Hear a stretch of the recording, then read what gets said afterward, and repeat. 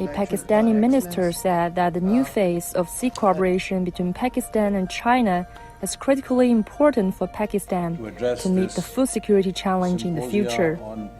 China helped Pakistan take 7 herbal seeds to the Chinese space station for space breeding by exposing them to cosmic radiation and microgravity to mutate their genes. An event was held in Islamabad to mark the successful return of the seeds. It allows our researchers, our students, our youth opportunity to learn from advances by China in the fields of science and technology.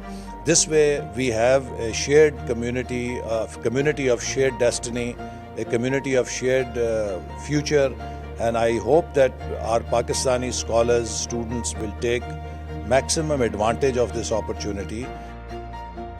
I think these seeds, 7 plant seeds from Pakistan, which travel in the Chinese space station, it is very useful, or which will promote our cooperation on medicinal plant research of medicinal plants based on the Chinese space station.